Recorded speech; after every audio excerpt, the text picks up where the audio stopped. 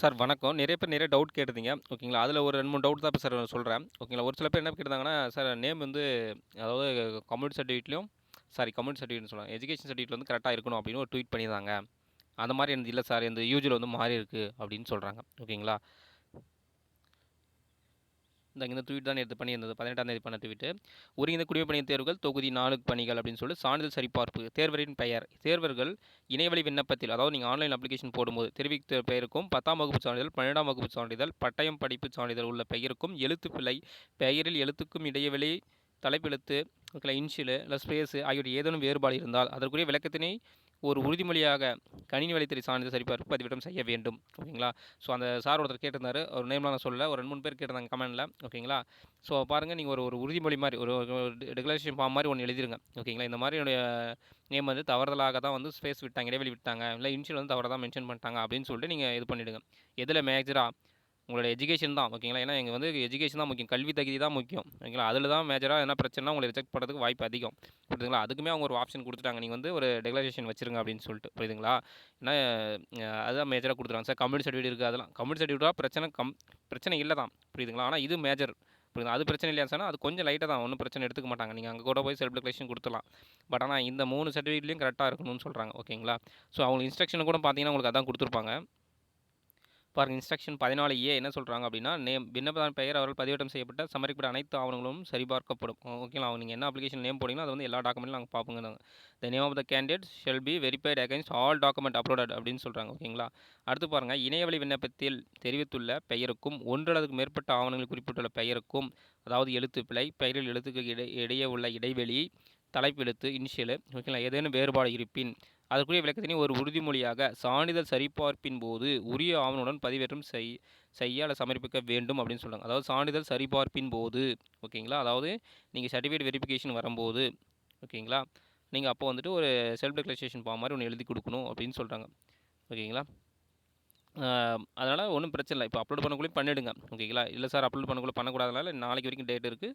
So முடிஞ்ச அளவுக்கு இப்போ யாருனா பார்த்தீங்கன்னா கூட இது 18ஆம் தேதி தான் வந்துச்சு. ஓகேங்களா. அதனால் நீங்கள் பண்ணுறவங்க பண்ணிவிடுங்க. ஒரு உறுதிமொழி மாதிரி வச்சுருங்க. ஸோ இந்த மாதிரி தான் நேம் இடைவெளி விட்டாங்க. ஆனால் என்னோட நேம் வந்து இடைவெளி இல்லாமல் கரெக்டாக தான் இருக்குது. ஆனால் என்னோட இனிஷியல் வந்து மார்க் ஷீட்டில் தவறுதலாக குறிப்பிட்டாங்க. என்னோட இனிஷியல் வந்து இதுதான் கரெக்டான இனிஷியல் அப்படின்னு சொல்லிட்டு ஒரு ஃப்ரம் டூ போட்டு பொருள் போட்டு சப்ஜெக்ட் எழுதிருங்க.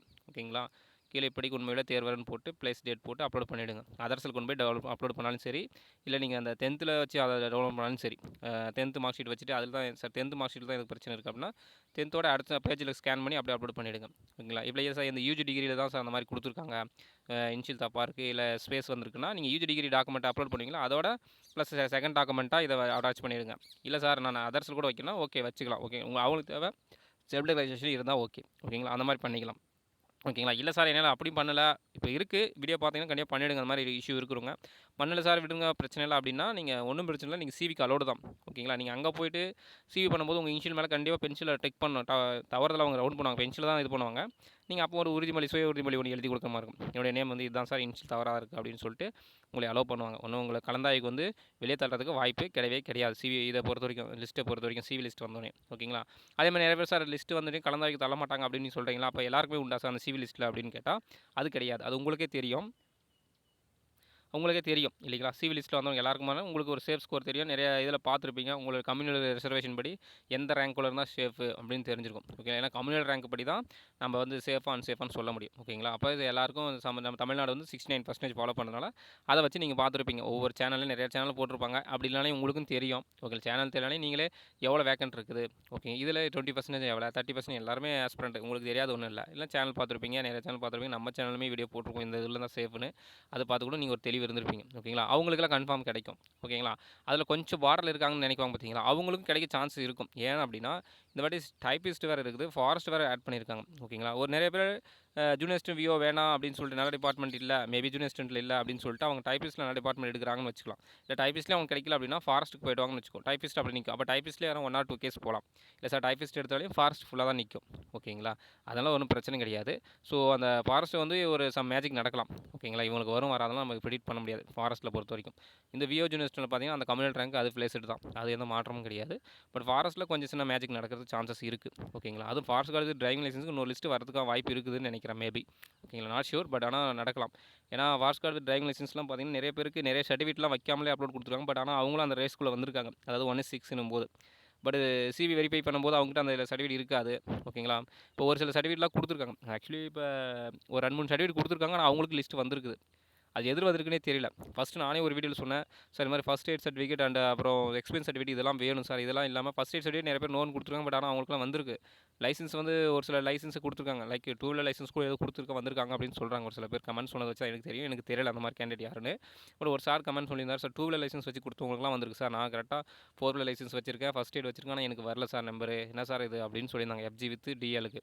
ஓகேங்களா, ஸோ அதனால் சிவி பார்த்துட்டு ஒரு லிஸ்ட்டு வெரிஃபை பண்ணிவிட்டு அவங்க இதெல்லாம் இல்லை அப்படின் போது அதை ரிஜெக்ட் பண்ணுவாங்க. கண்டிப்பாக 2 வீலரோ 4 வீலரும் கண்டிப்பாக வெரிஃபை பண்ணுவாங்க.